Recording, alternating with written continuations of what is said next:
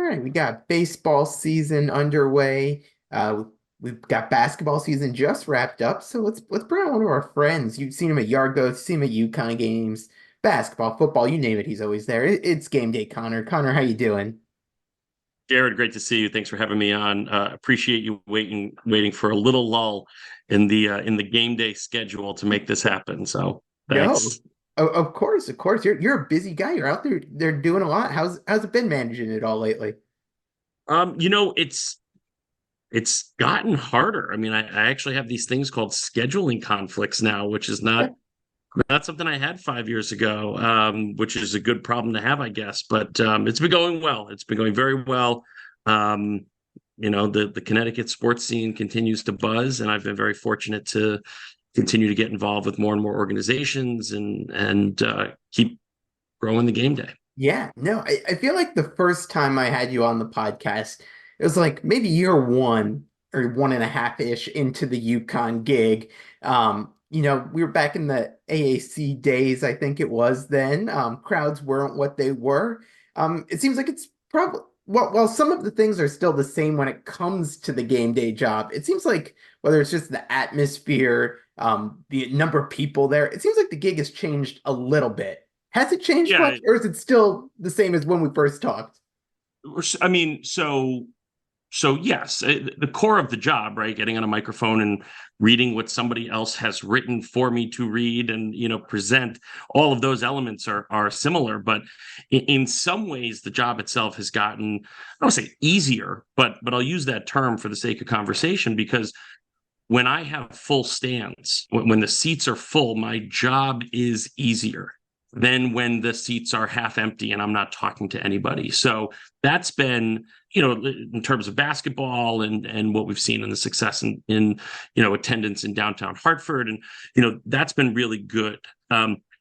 What has been a little different is kind of some of the ancillary elements, because the seats are more full, Yeah. there are the things that come with that because we have championship parades and because we're kind of on a different platform now, in terms of the status of some of the programs.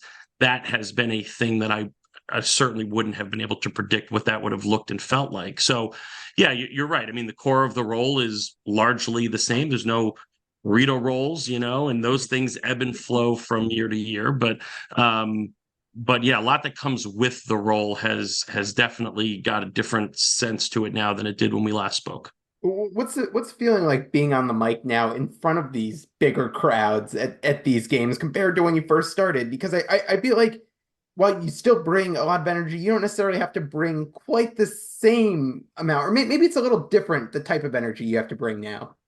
Well, right. I mean, I think our fan base, I mean, if we're talking, again, it depends on the sport, right? Yeah. Um, let's, so if we're talking a Sunday afternoon Yard Goats baseball game that is, 1,500 kids under the age of 16 years old, that's got a lot of energy. That is a different energy than a sold out downtown Hartford for a title contending basketball program at the Division I collegiate level. um so right, each of those kind of in their own respects has an atmosphere and an environment that I have to be very conscious of. There's a different vibe. There's a different vibe when I have a full student section. There's a different vibe when there's more media on the court. There's a different vibe when you have a greater likelihood of highlights going on, and you want to make sure that you're kind of feeding that Yeah. energy as much as possible. So it is different in that regard. Um, so I'm aware of that when I go in, right? So Yeah. what's the crowd going to be? Do we have a sold out crowd? That information is very helpful for me. Are the students, what's the ticket number for the student section? It's very helpful for me in my role. So yeah, you're spot on with kind of the way you're thinking about it. Yeah. Have you changed anything about how you do the game day role from when you first started to how you're doing it now? I mean, probably. I mean, I think I'm a little more confident in the role. I think I maybe, those year one, year two, an understanding of kind of where I fit in the fan experience. I think that was not that I was nervous or skittish, but I think I have a better sense of that now. Hmm. But yeah, no, not, I don't think a ton. I mean, I probably, um, my my goal is to come across as natural as possible every time I'm on the field or the court, but also feel like I've rehearsed it 100 times. Right. So, and the philosophy behind that is because I never know when it's somebody's first and only game of the season. Mhm. So if you're there every single game in and game out, you probably get largely the same product. And my goal for that individual and that fan is to have it feel good and still be entertaining and engaging. But I'm really focused on the person that's only going to be there once, and I want to make sure that all of those same elements kind of hit. Uh, that was something that I learned very sort of early on in doing this, and so to the extent that I don't think I've necessarily changed much in my approach, I've just gotten probably a bit more used to or comfortable with what it's going to look. I don't have to wonder what it's going to look like when the house is rocking and we're sold out with the top five, right? I know what that feels like now. So I know what to bring, and I know what I don't have to bring because there's 16,000 people that are all cheering for the same thing I'm cheering for. I asked you this the last time. You get to do the player introductions for the starting lineup. Favorite name of the past year, both men's and women's side. Favorite name to announce. Well, so one of them isn't a name, and I'm going to shout out my good buddy Prem. What's up, Prem dog? One of them is a number. When Prem and his daughter Asha are in attendance, I know that they are listening for when I say five to call out Paige Becker. So as much as I love shouting her name out, it's her number that's actually a little bit Okay. more got some detail associated with it. And on the men's side. Listen, announcing somebody from Connecticut is always fun. So, and to start his height with 7, it's just a different name in the lineup to say Donovan Clingan.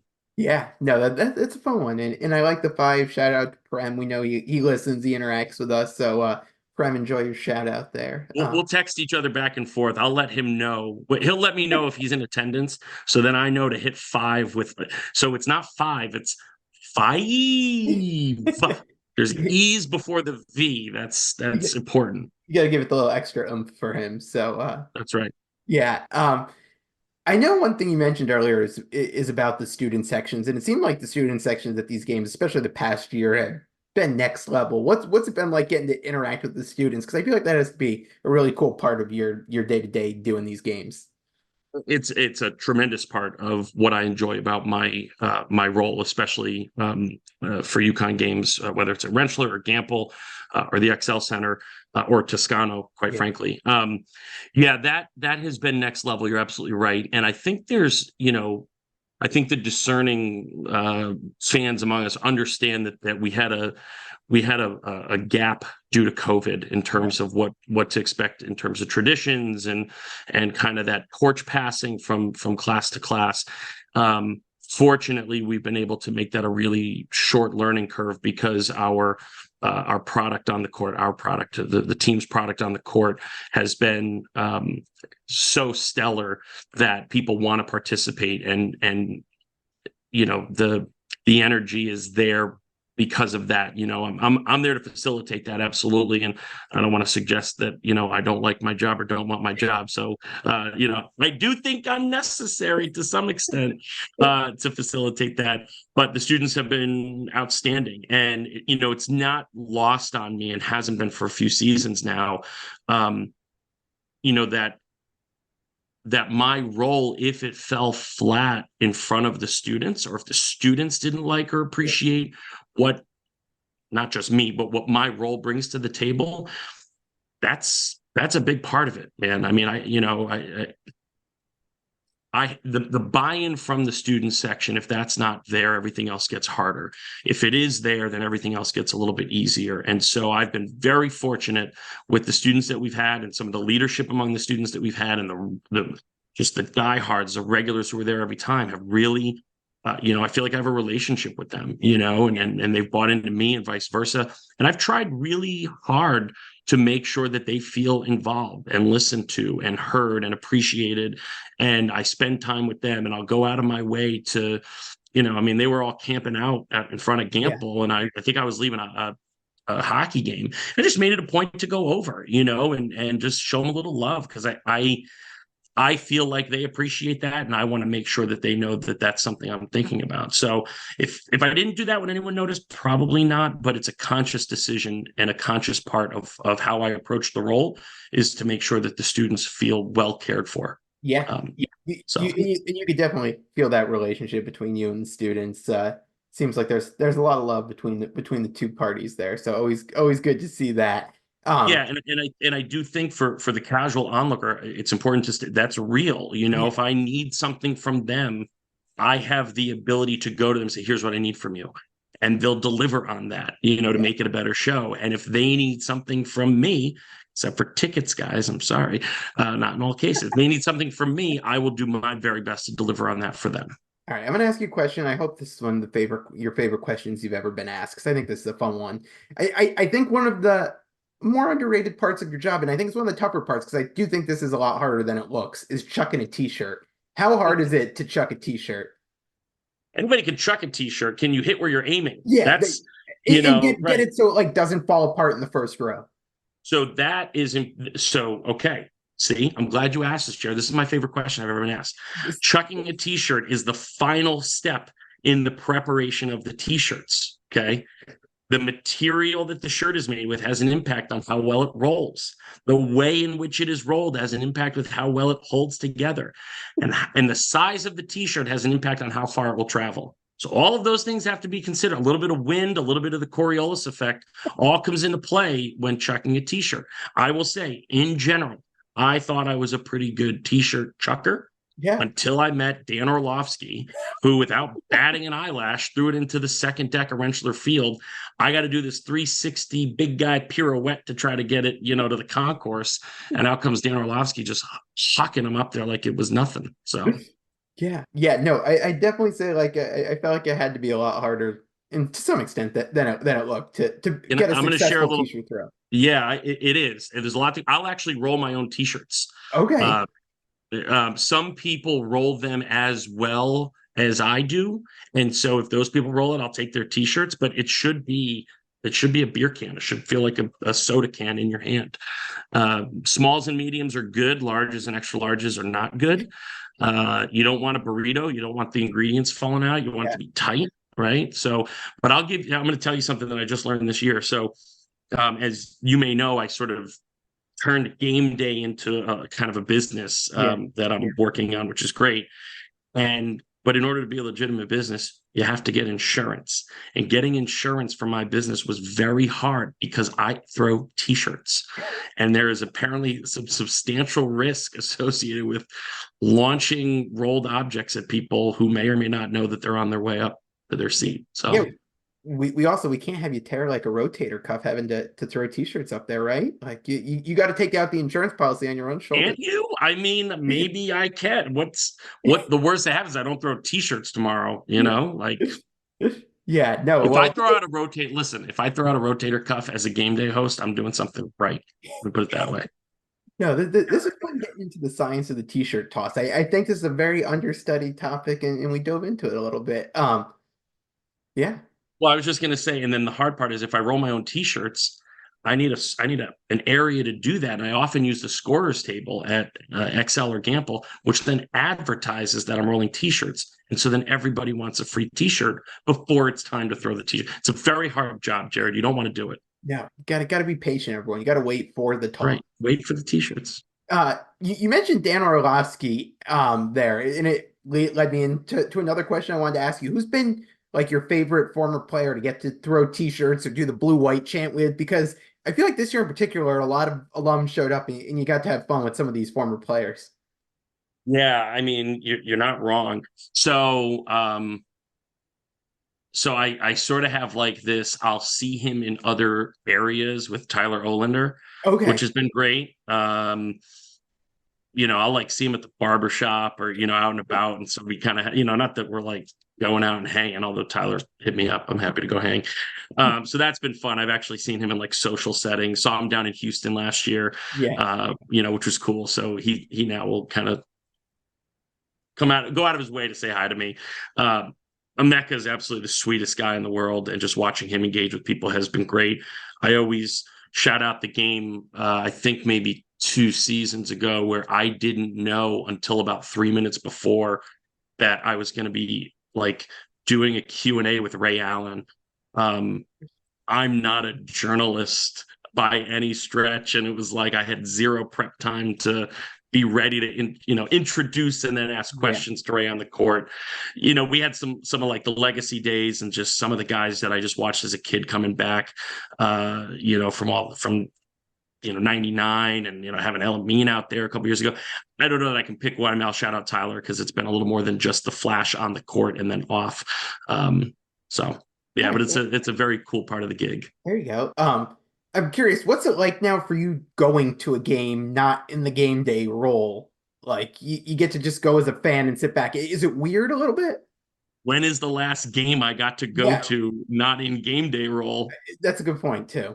I mean, I don't know the last time I was at a game of I couldn't tell What you. would you say, Houston last year? You weren't in a game day role there, right?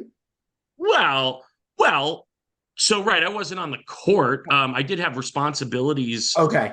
in the pregame, and I definitely You felt were like I still was a doing it. Yeah, representative of the yeah, university while I was yeah, there, to some extent. I mean, point well taken.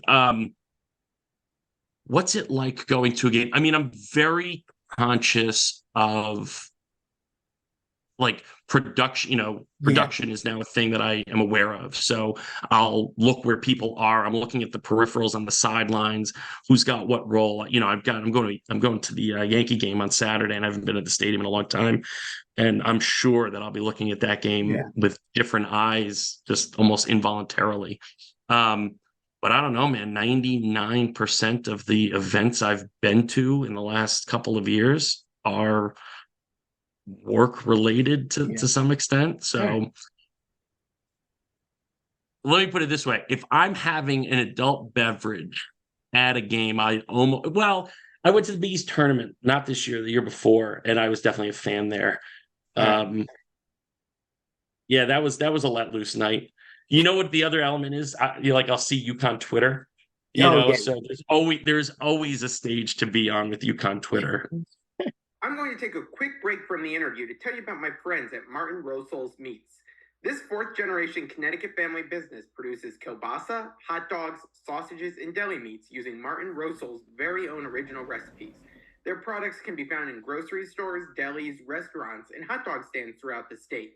If you're looking for your fill right away, check out their retail store in New Britain. For more information, visit martinroselsinc.com and go support a UConn fan-owned business. You're right about that. You're right about that. What's it been like as your role has become like more pronounced? People start to recognize you more. You mentioned Twitter there. You're interacting. You're in spaces. What's it like getting to be a part of things that way? It's a novelty I wasn't anticipating with this role, and it's only grown over time, right? Yeah, with in part with the consistency of doing it for what is now my 6th year. So people, I think, have come to expect it. People come to expect it. Seeing me at Yard Goats games. If I don't make a game, people wonder where I am, or people yeah, will ask questions and or give me their feedback on how the game went. If you would ask me when this all started, like what I predict about that, I don't think I could have come close to understanding what that would feel like in kind of this role now. And in some respects, so part of what I try to bring to the table, and I talked a little bit about this with Mike Anthony, who I'm still indebted to for the kind words that he wrote, but I've always kind of taken this role and tried to make it as approachable for others as possible. I don't want to be somebody that, like, I'd rather someone come over and say hi to me than point from 15 feet away and say, "Oh, is that the guy that does?" My LinkedIn profile is the guy who does the games, because the question people ask is, "Are you the guy that does the games?" Nobody really knows what to call it, but I'm yeah, the guy that yeah, does the games.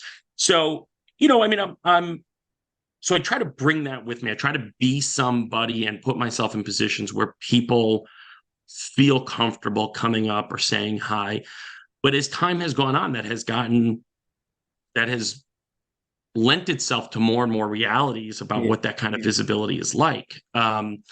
I think my wife would be the first person to tell you, we've been out to dinner or just shopping or whatever. And the number of times that, someone will come up or I'll see somebody I know, it has just been kind of this exponential growth that I carry with me, not just, on the court or on the field, but out and about. And, that has its mostly positives. My friends and family, I think, generally kind of get a kick out of it. If I have relatives who come to a game, they love seeing that, but there are times where it's unexpected, or I kind of have to deal with that reality in a way that I wasn't necessarily anticipating I would ever have to do. And I'm fine with it, totally fine with it at this point. But it's been novel. And as there have been successes or interesting parts about my job, people want to know about that. And I think I take that as a compliment to that approachability.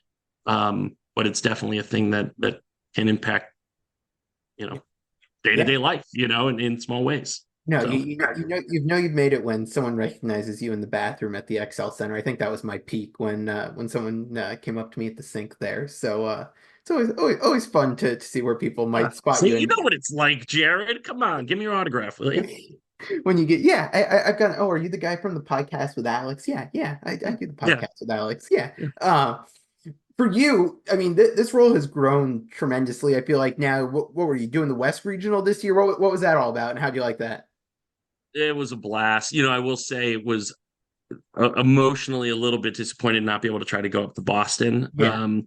But the sort of professional side of me couldn't have been happier with that opportunity. So I now have engaged with the NCAA in a few different events. So the lacrosse national championships, I'll be doing that for the third time later on this month, down in Philly. I was fortunate to go to the FCS national championship in Frisco this year, which it sounds like they're going to have me back for next year. Yeah. And then the story is a little bit funny. I was down in Frisco and I was sitting at Toyota Stadium, and kind of one of the women I know from the NCAA from lacrosse, who I wasn't expecting to see in Frisco, was there. And so we were just chatting, catching up the day before the game. And I sort of just dropped a line. I was like, oh, what do I need to do to do a Final Four, And she, to my surprise, was like, "Oh, we already actually chatted about that." And I was like, "Oh yeah," and she goes, "Yeah, but they just are very conscious of not playing favorites, or having kind of that." And I totally understood that. The last thing I said after the game was over the following day, I said, "Hey, let me know if you change your mind on basketball." And she laughed and said, "We won't, but thanks very much." And then about a week later, I got a text and she said, "I think I have an opportunity. It would be a regional. And it would have to be in a location, in a region where your employer is not playing a game.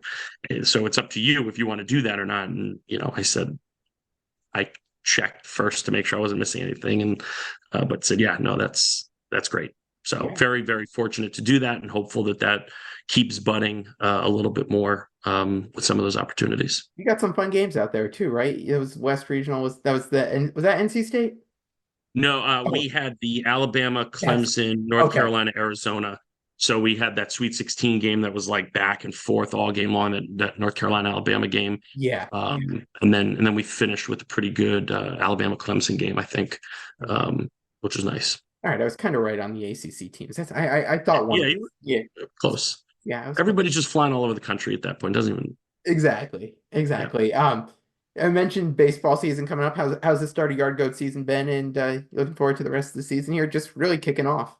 I am. I mean, we're 2 homestands in, so we're 27% of the way done with the season already. Crazy. Yeah. I mean, it's just every homestand is a chunk of the season gone. So I'm actually, shameless plug. I'm now back in week 2. I'm back with the Yard Goats full time. So very excited to be back where all this kicked off, and then COVID threw a wrench and everything and bounced around for a while, but the team's been really great to me. I'm very fortunate to have the relationship with them that I do. Team's been playing well. We're, as of going into tonight's game, I think we got rained out last night, so I'm not sure what Portland did, but we were in first to start the week with pretty much our hottest April. I think tied for our hottest April that we've ever had. So fingers crossed that keeps up. Attendance has been great. Fans have been fantastic. There's development going on in downtown Hartford. And, I'm just so fortunate to still be involved with the Yard Goats as an organization. So, Yeah, no, it's been fun. You got to do some UConn postseason. You got the Wolfpack in the postseason. Now we got to get you and the Yard Goats in the postseason, and yeah. get to have some fun fall baseball here. That would be nice. This is, this really went from I'd have like the month, like from mid-March to mid-April off, and then I'd have from like mid-September to mid-October off. And that's no longer the case. I picked up the Connecticut Sun this Oh, year. right. So I'll Okay. be doing Sun games. Headed down to Mohegan for those 21, 22 games, I think. Okay. So yeah, it's been For it's full, it's year round. are, It's year round. and you're going to get thrown into the fire right away with the Sun, because I know their home opener is Caitlin Clark's debut in the WNBA. There, you ready for the all eyes to be on Uncasville that night? It's funny. So I went down there for a meeting, maybe a month and a half ago, and I didn't like this is a relatively new development. This hasn't been a long-term negotiation with them, but so I went down for kind of my first meeting. I'd like never been in the offices, didn't know where the heck I was going.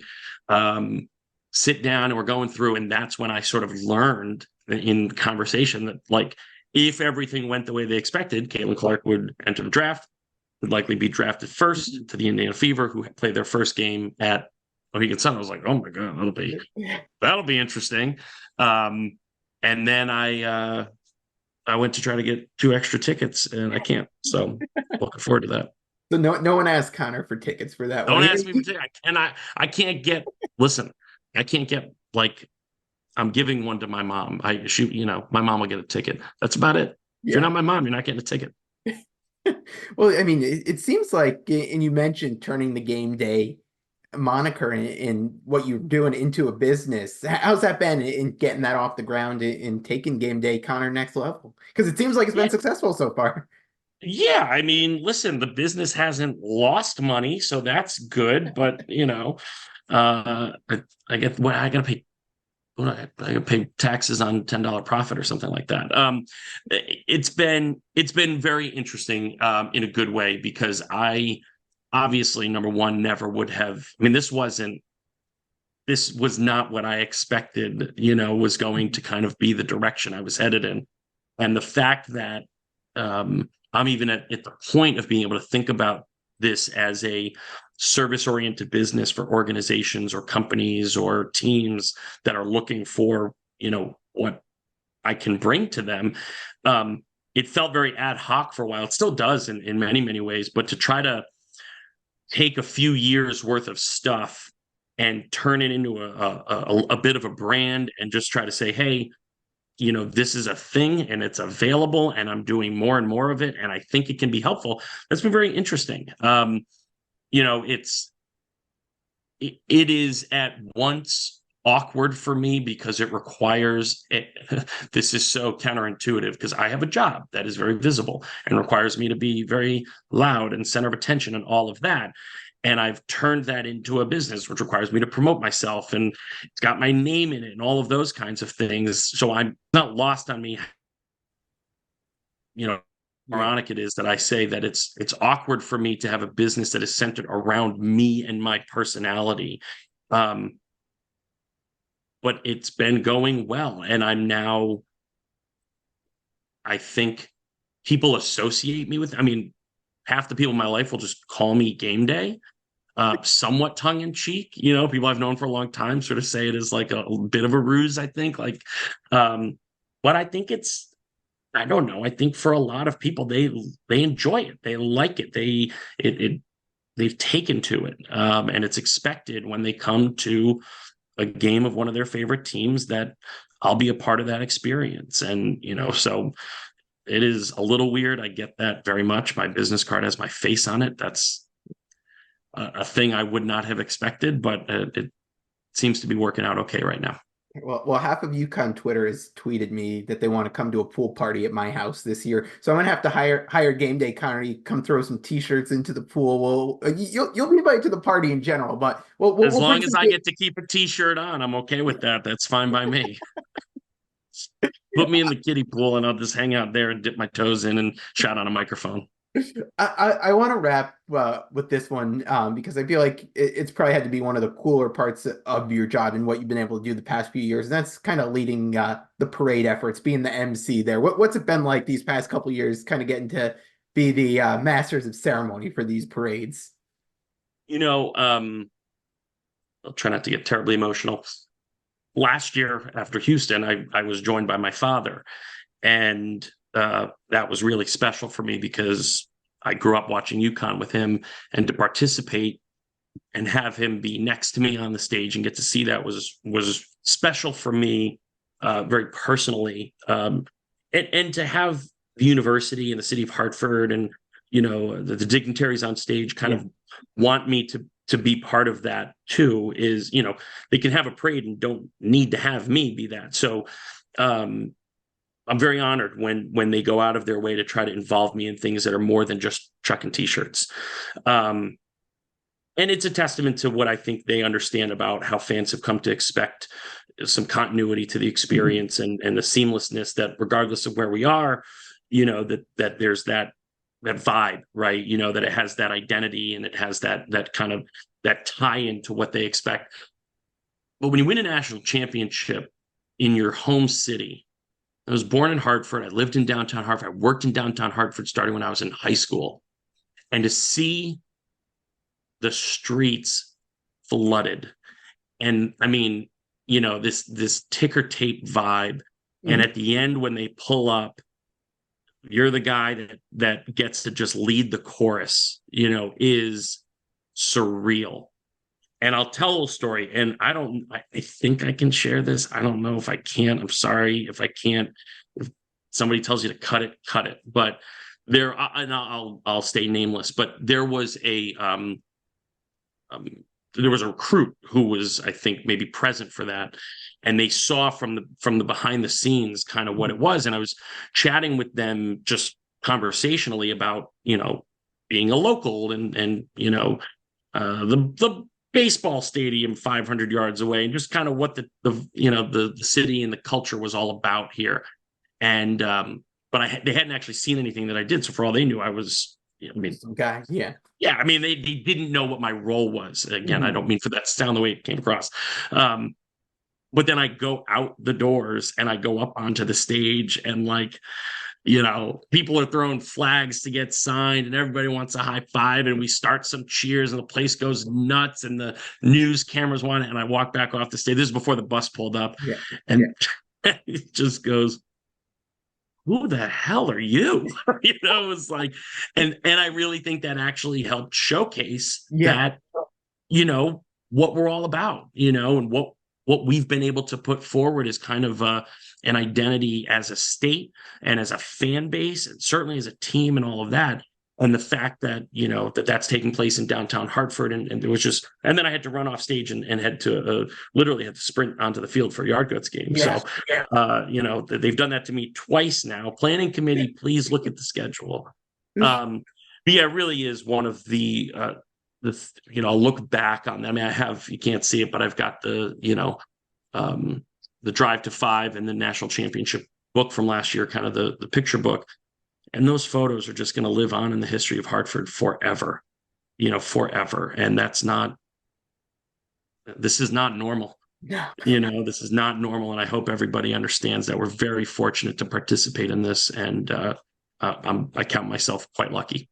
Yeah, no, awesome stories there. And Connor, I really appreciate you taking some time to come on. I know you've got a busy summer ahead. You're not taking any rest. So enjoy the summer, enjoy the fun, and we'll have you over and you can chuck some T-shirts in the pool at people. So we'll have some fun. People or two people. Big difference. Big difference. We'll see how we're feeling at the time. As long as Becca brings Ollie, then I'm fine. That'll be fine. All right. There we go. There we go. Jared, thanks so much for having me. I hope to see certainly UConn Nation next season, and come on out to a Yard Goats game. Come on down to Mohegan Sun. It's gonna be a fun season. I'll see you down there. Connecticut's got it. Yeah, awesome. Connor, thanks again. You got it, buddy. Thank you.